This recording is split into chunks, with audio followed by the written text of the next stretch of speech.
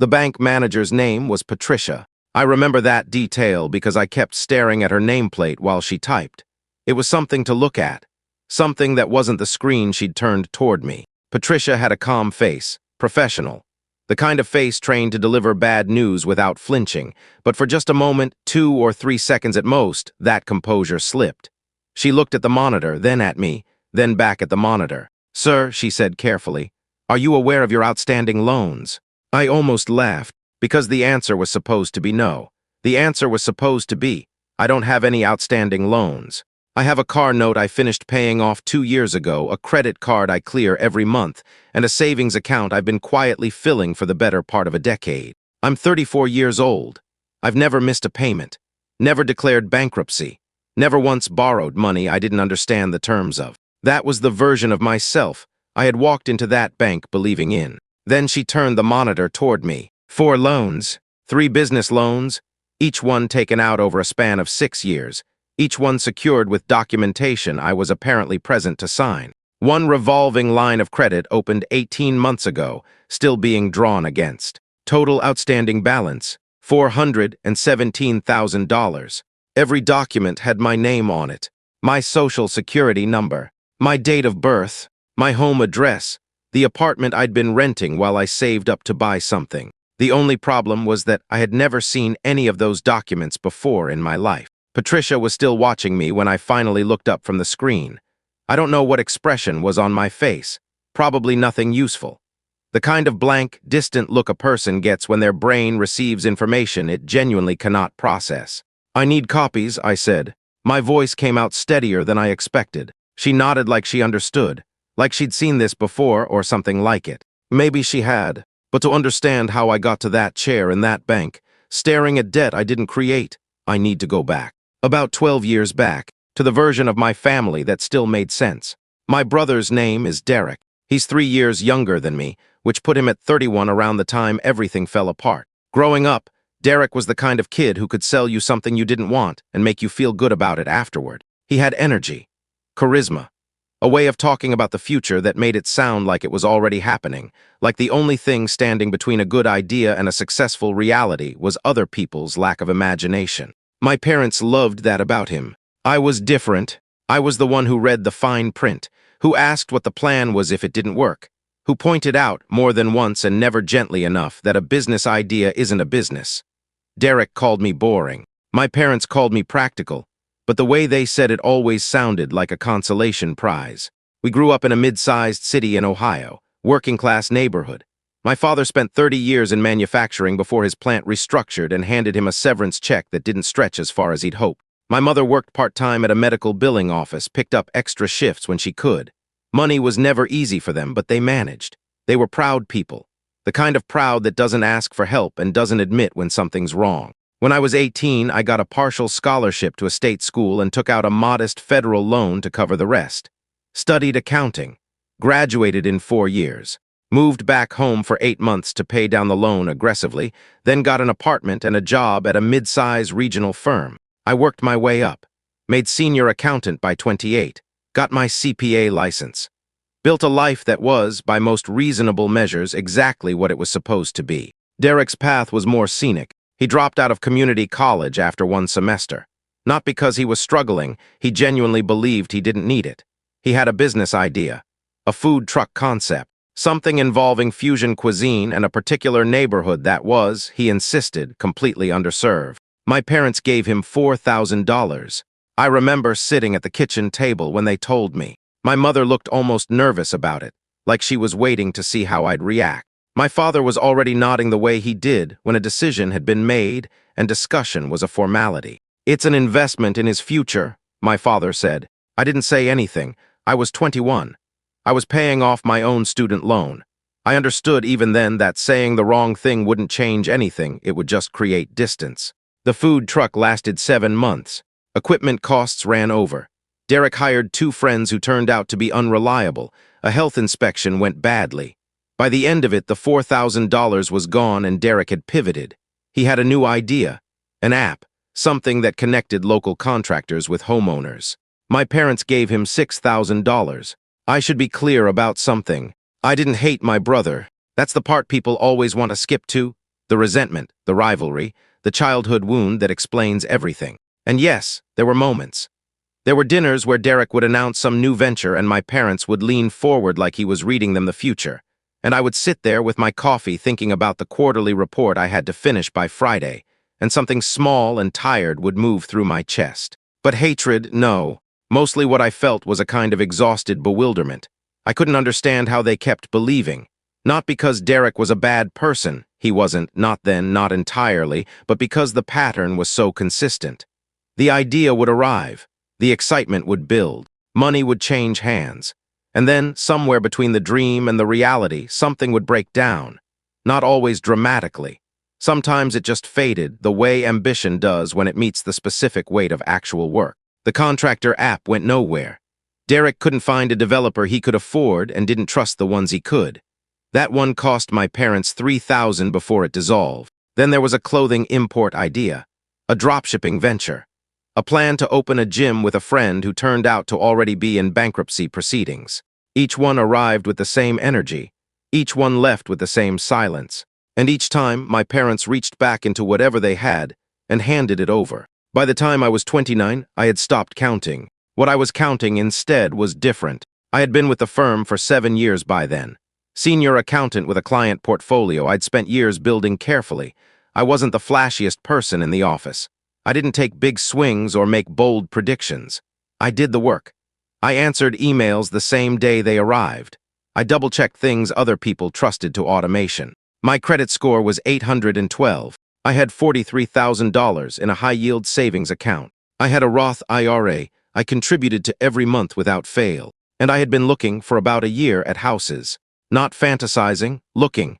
Seriously, methodically, the way I did everything. I had a neighborhood in mind, a price range I'd modeled against 3 different interest rate scenarios, a down payment figure I'd been building toward for 4 years. I knew what I wanted. A small place. 3 bedrooms, maybe. Somewhere I could paint the walls myself and hang things without asking a landlord. I filled out the mortgage pre-approval application on a Tuesday evening in March. I remember feeling calm about it. Satisfied even.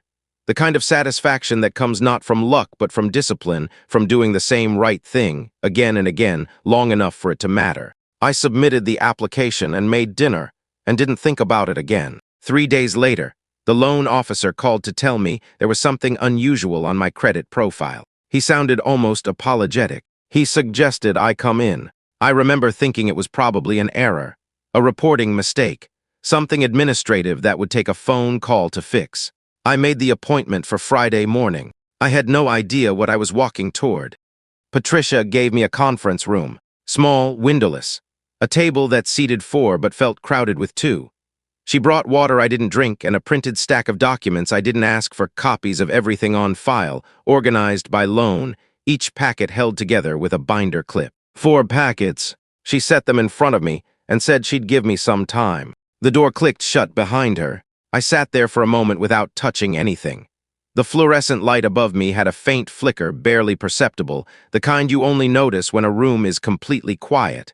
I noticed it. Then I pulled the first packet toward me. Business loan, opened 6 years ago. Principal, $62,000. The stated purpose on the application was working capital for a small business, a retail import company. The business name was listed. I stared at it for a long time. I didn't recognize the business name, but I recognized the address listed as the business's primary location. It was my parents' house. I turned to the signature page. My name was there. Printed first, then signed below in cursive, the looping, slightly forward-leaning signature that appears on my driver's license, my tax returns, every document I've ever put my name to. It looked right, looked like me. Except, the way I write the R in my last name, I've done it the same way since high school. A small stylistic habit, the kind you develop without thinking and then never change. The loop closes in a specific direction. It always has. On this document, it closed the other way. Small, easy to miss. The kind of detail a bank processor checking a stack of applications on a deadline would look at for half a second and move past. I checked the second packet. Same signature, same wrong R. Third packet, same. Line of credit, same. I put the pages down. The flickering light kept doing what it was doing. I thought about the fact that someone had practiced my signature enough to get it almost right. had studied it closely enough to reproduce the general shape, the pressure, the lean, had simply not known about the art. I thought about who in my life had ever had that kind of access to my handwriting. I thought about who had ever held documents with my signature on them. I thought about who knew my social security number. And then I stopped thinking because I already knew. I requested the full banking records before I left. Transaction history, payment records, wire transfers. Patricia walked me through what she could legally provide on the spot and told me the rest would come by mail within 5 to 7 business days. She also gently suggested I speak with someone, a fraud specialist, possibly an attorney. She didn't say the word fraud directly. She didn't have to. I drove home on autopilot, made coffee I didn't finish, sat at my kitchen table with the copies spread out in front of me, and went through them the way I go through a client's financials when something doesn't add up, slowly, column by column, looking for the thread that ties the discrepancy back to its source. It didn't take long. The first loan, $62,000, 6 years ago, had been dispersed in 3 installments. The first 2 went to a business checking account I didn't recognize. The third went directly to a supplier. I wrote down the supplier's name and looked it up. Wholesale Electronics, based in Guangzhou. I sat back. Derek had told us at one of those family dinners about an import business he was launching. Electronics, he'd said, consumer goods. He had a supplier contact, a warehouse space lined up, a whole distribution plan. He'd been excited about it. My parents had been excited about it. I had asked quietly how he was financing it. He'd said he had investors. I had assumed he meant friends. Informal arrangements. The kind of thing that happens when someone with charisma and a pitch meets someone with disposable income and optimism. I had not assumed he meant me. I pulled the second packet. The business name on that loan was different. The structure was different. But the address was the same, my parents' house. The disbursement records showed payments to a vendor I cross-referenced in less than 2 minutes. Commercial kitchen equipment, hospitality supplies. Derek had talked about a restaurant concept, 3 years ago roughly. A sit-down place in a neighborhood that was gentrifying. He'd said he had backing. I checked the timeline. The loan had been opened 4 months before he'd mentioned the restaurant at dinner. I didn't finish going through the third packet that night.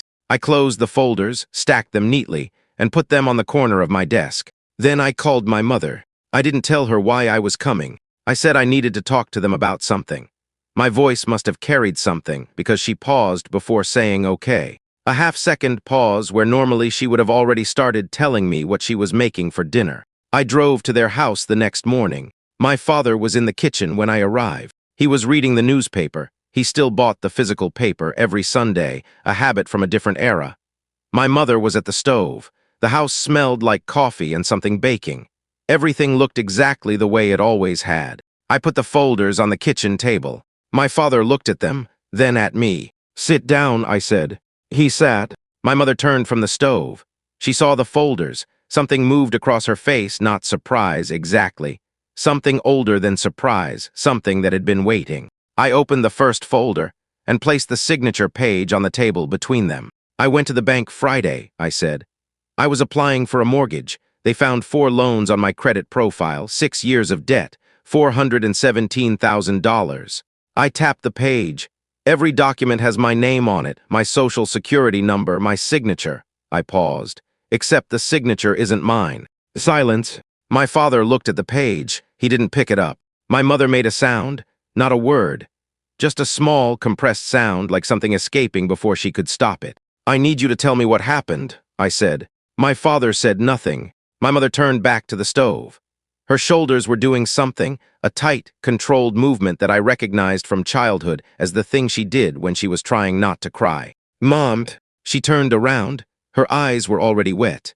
And I understood, with a cold and absolute clarity, that neither of them was going to tell me this was a mistake. Neither of them was going to say they had no idea what I was talking about. They already knew exactly what was in those folders.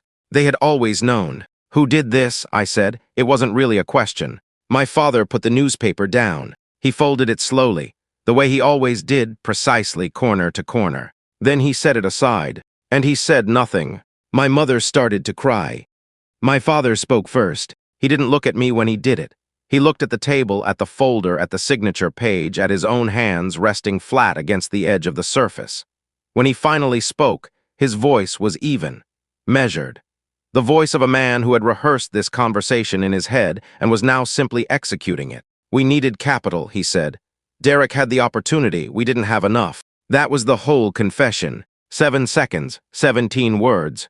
I waited for more, there wasn't more. "You needed capital," I repeated. "The business had real potential. The timing was specific if we'd waited. You used my identity." He didn't answer. "You forged my signature on federal loan documents, 4 times over 6 years.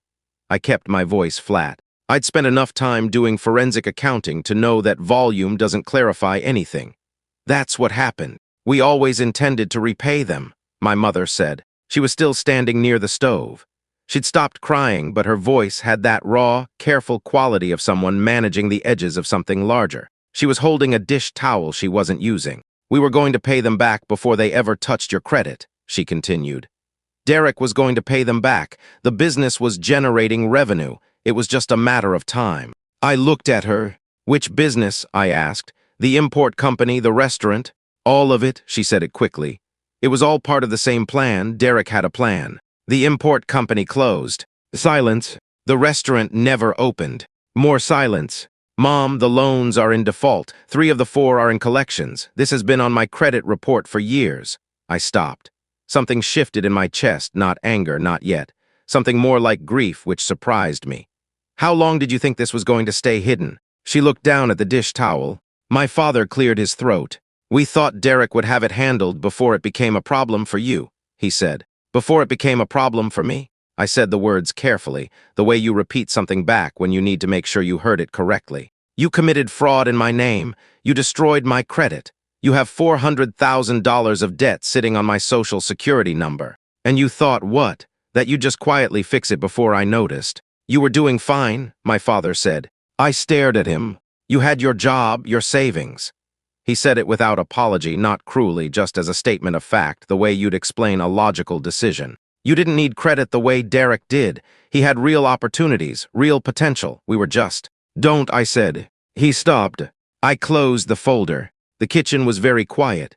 Outside, a car passed. A neighbor's dog barked twice and then went silent. "I want to know all of it," I said. "Every loan, every amount, every date. I want to know exactly how long this has been happening." It took an hour. My mother sat down eventually. My father brought out a shoebox. I almost couldn't process the fact that there was a shoebox containing copies of documents, bank statements, correspondence from lenders. They had kept records, careful, organized records, of the fraud they had committed against me. The first loan had been taken out 6 years and 4 months ago. $62,000. Derek had been 25. The import business had seemed at the time like the one that was finally going to work. They had tried to get a small business loan in my father's name first. He'd been declined. His credit had taken damage from a home equity line they'd stretched too far in the previous decade. My mother's credit was thin. Neither of them qualified. But I did. I had just turned 28, senior accountant, 800 credit score. The profile of someone a bank would lean toward without hesitation. So they used me. Not in a panicked moment. Not impulsively. They had obtained my social security number. It was on an old tax document in a filing cabinet I hadn't seen since college. They had studied my signature from a birthday card I'd given my mother 3 years earlier. They had filled out the application, signed my name, submitted it, and waited. The bank approved it in 11 days. By the time the import business collapsed, they had already opened the second loan. Another business, another opportunity, another clean application with my name at the top. The third loan followed 18 months later. By that point, the system had its own momentum. The applications had worked before. The signature held. My credit profile, which I had no reason to check obsessively, because I had no reason to believe anything was wrong, remained strong enough on the surface that the lenders kept approving. The line of credit had been opened 22 months ago. That one I found the hardest to absorb. 22 months ago, I had been sitting in a performance review at work, negotiating a salary increase. I had been running projections on my savings account. I had been browsing real estate listings on Sunday mornings with a coffee in my hand, thinking about timing. 22 months ago, someone had walked into a bank with my name and walked out with an open line of credit. I put the shoebox documents next to my folder. "Does Derek know?" I asked. My parents looked at each other. That look, two people who have kept a secret long enough that they communicate about it without words. He knew we were getting financing, my father said finally. Did he know it was in my name? Another look. He knew, my mother said quietly. I called Derek from the driveway. He answered on the third ring, which meant he'd seen my name and taken a moment to decide. His voice, when he picked up, had that particular careful quality, not quite nervous, but calibrated, like he was already positioning. Hey, he said, I need you to come to Mom and Dad's. A pause, what's going on? Come to the house, Derek. He showed up 40 minutes later. He came in through the back door the way he always did, the way all of us did growing up, and I watched him cross the kitchen and read the room. The folders on the table. My parents sitting in the positions of people who had already been through something difficult. My face, which I was keeping deliberately neutral. He pulled out a chair and sat down. I already know about the loans, I said. He nodded slowly. How long have you known it was my name on them? He looked at the table, then back at me. Look, how long? Since the first one. He said it without flinching. There was something almost defiant in the way he said it, not proud, but not broken either. Like a man who had already made his peace with a choice and didn't see the point in performing regret about it now. I knew I didn't go to them and say, use Marcus's identity. That's not how it happened. They came to me with the option. I said yes. You said yes. The business was real. The opportunity was real. I needed capital and I didn't have access, and you had the profile. You had the credit. And I thought, what did you think? He exhaled, looked at the wall. I thought it would work. I thought the business would generate enough to pay everything back before it ever hit your report. I thought. The business failed. The first one, yeah, but the model. 3 of the 4 businesses failed, Derek. The 4th one is still drawing on a line of credit that's in my name. I leaned forward slightly. You have been using my identity for 6 years. You have $400,000 of debt sitting on my credit file. I can't buy a house. I probably have collection agencies with my name in their system that I don't even know about yet. I stopped. Let that land. What's your plan? He looked at me then. Really looked at me, maybe for the first time since he'd sat down. I have a plan to pay it back, he said. He said it steadily.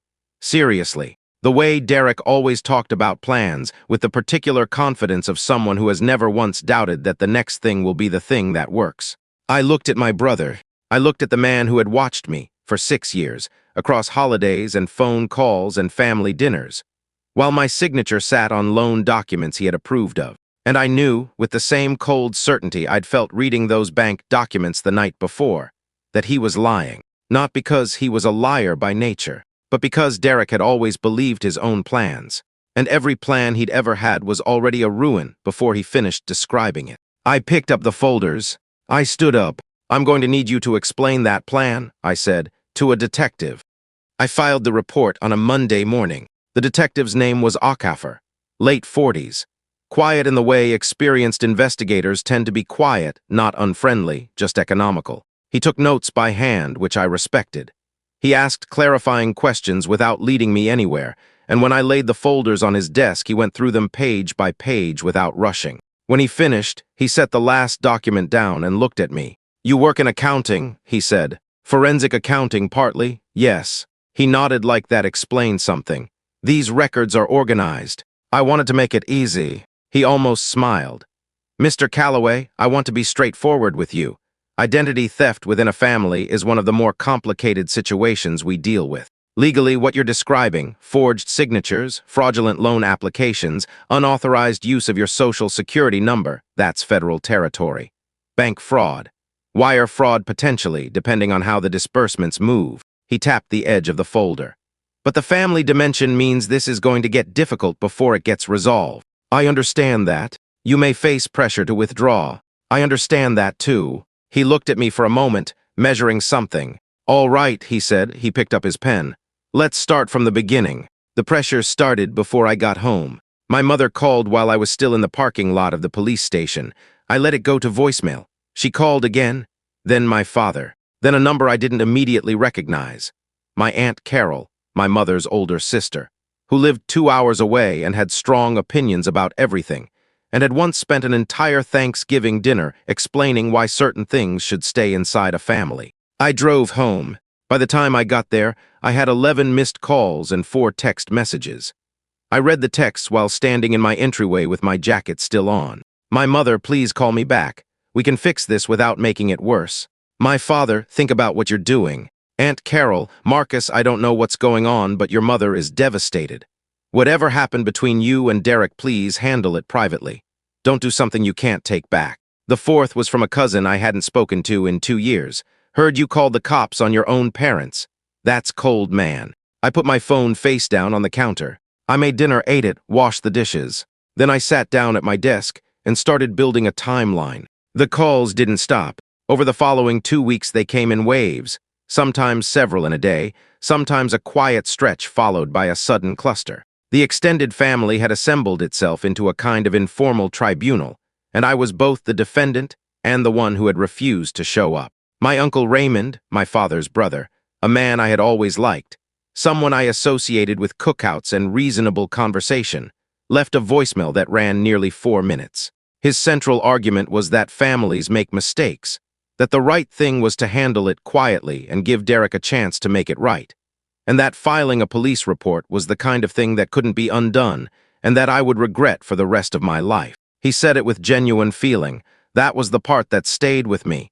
He wasn't performing outrage, he actually believed it. A woman from my mother's church who had known me since I was 8 posted something on Facebook. I didn't see it directly. A friend sent me a screenshot. The post didn't use my name. It talked about a young man she knew who had turned against his family over money, who had let pride and bitterness lead him to do something that was going to destroy people who loved him. It had 47 comments.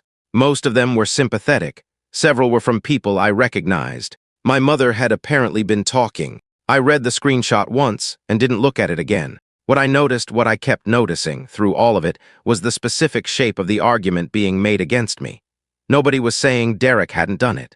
Nobody was saying the loans weren't real or the signatures weren't forged.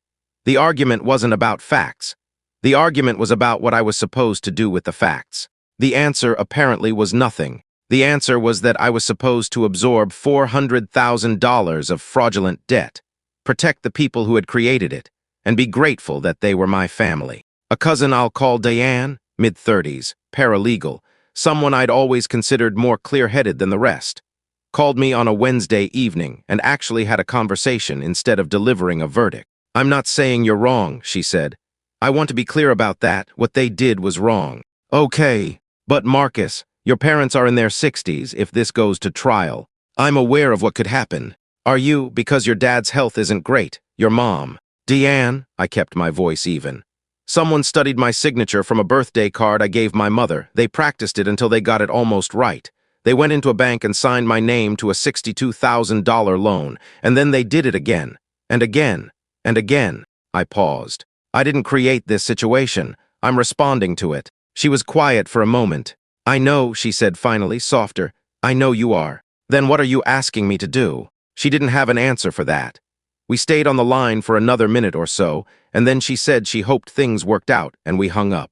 I sat in my apartment in the specific silence of someone who has done the right thing and feels completely alone because of it. It was the loneliest I had felt in years. But I didn't call Detective Aucaffer and ask him to stop. The investigation moved carefully. Aucaffer had connected the case to a financial crimes unit within the first week, and once that happened, the pace changed. These were people who worked in documents the way I did, not looking for drama, looking for inconsistencies.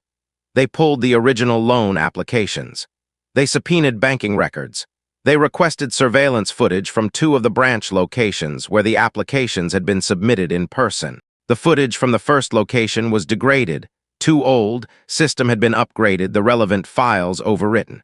The second location still had it. My brother walking into a bank with a folder, sitting across from a loan officer, signing documents, his face clear on the camera. When Aucaffer told me about the footage, he did it the same way he did everything, without inflection, as a statement of fact. He said the forensic document examiner had also completed the signature analysis. The conclusion was definitive. The signatures on all 4 loan documents were not consistent with my authenticated handwriting samples. The ARA loan was flagged in the report with its own annotated diagram. The line of credit had been opened via an online application, but the IP address traced back to a device registered to my brother's business address. I sat across from Aucaffer in his office and listened to him lay it out piece by piece. "The evidence is comprehensive," he said when he finished. I know. I want you to be prepared for the possibility that this goes to trial. The DA's office will make that determination, but based on what we have." He paused, chose his words carefully. "This is not a case that's going to quietly go away." I nodded. "Are you still prepared to proceed?" I thought about the shoebox my parents kept in a closet, the careful records they had maintained of the thing they had done to me. I thought about Derek sitting across the kitchen table telling me he had a plan, his voice carrying that familiar certainty that had never once been earned. I thought about the house I had been planning to buy. "Yes," I said. Then we moved forward. Outside, it had started to rain. I could hear it against the window of Akafer's office. A slow, steady sound, the kind that settles in for the long run. I drove home in it. I felt, for the first time in weeks, something that wasn't quite relief but was adjacent to it. The kind of stillness that comes when a decision is fully made, and there's nothing left to do but follow it through. The loans were flagged by the lenders before the DA's office had finished its review. That was how it started for Derek, not with a courtroom, not with handcuffs, but with a phone call from a bank telling him that the credit line his business had been drawing against was under investigation and had been frozen pending resolution. Then another call, then a letter. Then his primary supplier, who had been running on net 60 payment terms, got a notice from their own financial institution about outstanding receivables connected to the account, and quietly began requiring payment up front. Derek couldn't pay up front. I know the sequence of events because some of it came out later in the proceedings, and some of it I pieced together from what my parents told me in the months that followed, in the fragmented, reluctant way they communicated information by then. Derek had been running the most recent business, a small distribution operation, consumer electronics again, the same model as the first one, on a structure that required continuous access to the line of credit. The moment that access stopped, the operation stopped. Within 3 weeks of the freeze, 2 of his 3 employees had left. The warehouse lease had a clause his original lawyer had apparently not flagged. When the business missed 2 payments in a row, the landlord exercised it. Derek lost the space. The supplier relationships he'd spent 2 years building dissolved faster than he expected. Word moves quickly in small commercial ecosystems. By the time anyone formally communicated anything to anyone else, the decisions had already been made. I didn't watch it happen in real time. I was in my apartment going to work, answering Akafer's calls, building towards something rather than watching something fall. But I knew it was happening. The investigator assigned to the financial crimes portion mentioned it once, briefly, in the context of asset recovery. There wouldn't be much to recover, he said, and I should be prepared for that. I told him I was. What I was less prepared for was the specific grief of watching something collapse and feeling nothing clean about it. I had expected, maybe, satisfaction, the uncomplicated kind. What I felt instead was more like standing in an empty room after furniture has been removed, a recognition of space where something used to be. Derek wasn't a villain from a story. He was my brother. And whatever he had done, whatever choices he had made across 6 years of deliberate fraud, he was still the person who had taught me to ride a bike in our parents' driveway, who had called me at 2 in the morning from a hospital waiting room when his first serious girlfriend had a car accident, who had a laugh that filled whatever room he was in. That didn't make him innocent. It just made the collapse harder to feel good about. The hearing was in November. Not a full criminal trial. The DA's office had negotiated. Derek's attorney had spent months working toward a plea structure, and eventually one was reached. Guilty on 2 counts of bank fraud. The forgery charges were consolidated. The sentencing guidelines were what they were. I sat in that courtroom and watched my brother stand before a judge and confirm, on the record, that he had knowingly participated in fraudulent loan applications using my identity, that he had done so across multiple transactions over a period of 6 years, that he understood the nature of the charges and was entering his plea voluntarily. He didn't look at me. I hadn't expected him to. My parents were there. My mother in a gray coat I recognized from years of winters. My father in a suit that was slightly too large for him now. He had lost weight in the preceding months, the kind of weight that leaves a person looking diminished in ways that have nothing to do with their physical size. They sat 3 rows behind me. I knew they were there because I'd seen them come in. We hadn't spoken. The judge was thorough and unsentimental. She went through the charges with the particular patience of someone who had done this many times and understood that speed was not the same as efficiency. When she reached sentencing, she noted the duration of the fraud, the financial impact on the victim, and the deliberate nature of the deception. Derek received 30 months. He would serve a portion of that with supervised release to follow. He was also ordered to make restitution, a figure that, given the state of his finances, was largely symbolic, but that the court required nonetheless. The lenders, once the fraud was formally adjudicated, began the process of removing the loans from my credit profile. It wasn't instant. It took the better part of 8 months, working with a consumer protection attorney I hired specifically for that purpose, disputing each entry individually, submitting the court documentation, following up when responses were slow. The attorney was patient and precise and worth every dollar I paid her. My credit score, when the last entry was finally removed, was 829, higher than it had been before any of this started. I sat with that number for a while. My parents came to my apartment on a Saturday in February. I knew they were coming. My mother had called the week before and asked very quietly if they could. I had said yes, not because I was ready for it, not because I had resolved anything internally, but because I understood that certain conversations need to happen in person or they don't happen at all. My father looked smaller than I remembered. That was the first thing I noticed when I opened the door. The diminishment I'd seen in the courtroom had continued. He moved carefully, the way people move when something has shifted in their understanding of their own body. My mother had brought food, of course she had, a container of something she'd made at home, the kind of thing she'd always brought when she didn't know how to begin. She set it on my counter and stood there with her hands folded in front of her. I made coffee. We sat at my kitchen table. For a long time, nobody said anything particularly useful. My mother talked about the drive. My father looked at the window. The coffee cooled in the mugs. Then my mother said, "I'm sorry, Marcus." She said it simply. No preamble, no justification attached to it, just the sentence alone. "I know we can't undo it," she continued. I know sorry doesn't fix what happened." Her voice was steady, but barely. "But I need you to know that I have been, that there hasn't been a day since." She stopped. My father cleared his throat. "I'm sorry too," he said. He said it quietly. He said it to the table, which was where his eyes had been most of the morning. "I told myself it was for the family, that we were helping Derek build something real, that you'd understand eventually." A pause. I was wrong. I looked at him. My father was not a man who used that phrase easily. Wrong. In 63 years of living, he had probably said it fewer times than I could count on one hand. I knew what it cost him. It didn't change anything. That was the part I hadn't known until I was sitting there. I had thought, somewhere in the abstract, that an apology would move something, that the right words from the right people would loosen whatever had been tightening in my chest for the better part of 2 years. It didn't. What I felt was sadness. The specific, heavy sadness of understanding something completely. Of seeing people you love with total clarity and recognizing that clarity itself is a kind of loss.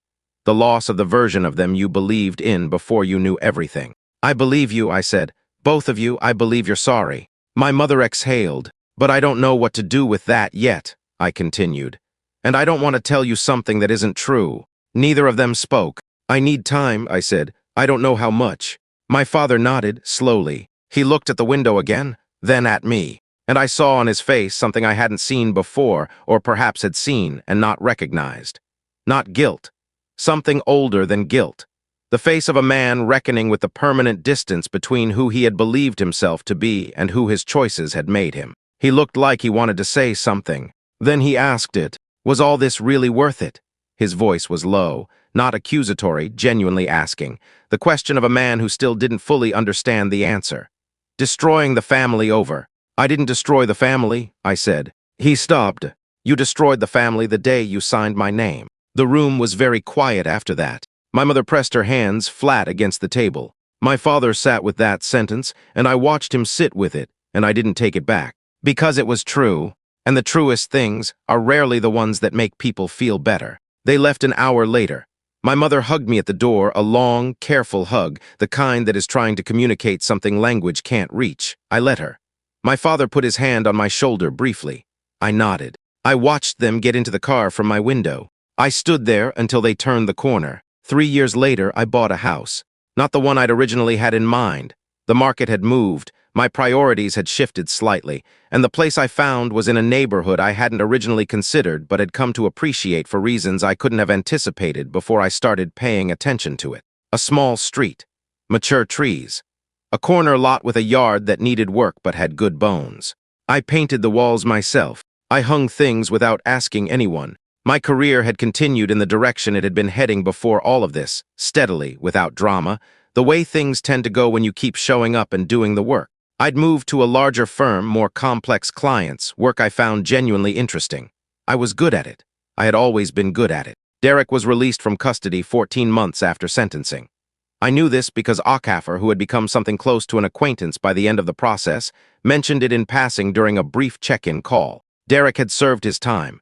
He had nothing much to return to, the business was gone, the assets liquidated, the restitution order attached to any future earnings he generated. He was living, from what I understood, in another state. We had not spoken. My parents were older, smaller in the way people get when the structure around them has changed. They called occasionally. I answered when I could. The relationship was what it was, not severed, but permanently different. The kind of different that doesn't have a name because the language for it doesn't quite exist. I didn't have a word for what we were to each other now. Family, technically. Something else in practice. I thought about that sometimes, standing in my kitchen in the house I had bought with my own name, on my own credit, after rebuilding the profile that someone had spent 6 years quietly dismantling. I thought about the version of myself that had walked into that bank on a Friday morning expecting a routine appointment, and I thought about everything that had unfolded from that moment forward, and I couldn't decide whether the word for it was loss or education. Maybe both. Probably both. The loans were never the worst part. I knew that now with the same certainty I knew the square footage of my house, the terms of my mortgage, the names of my neighbors. The loans were the mechanism, the vehicle, the paper trail that made everything visible. The worst part was simpler and more permanent. The worst part was the moment I understood, sitting in a windowless conference room with a flickering light, reading my own name on documents I had never seen, that the people who were supposed to be safeguarding my future had looked at it and decided it belonged to someone else. That was the thing that didn't fully heal. That was the thing I carried into the house I bought and set down somewhere quiet and learned to live alongside. But the house was mine. That part was mine. And on the morning I got the keys, I stood in the empty living room in the early light, with paint samples on the counter and a yard that needed work and a mortgage in my name and no one else's. And I felt something that took me a moment to identify. It was the specific satisfaction of a life that belongs entirely to you. I held on to it. It was enough.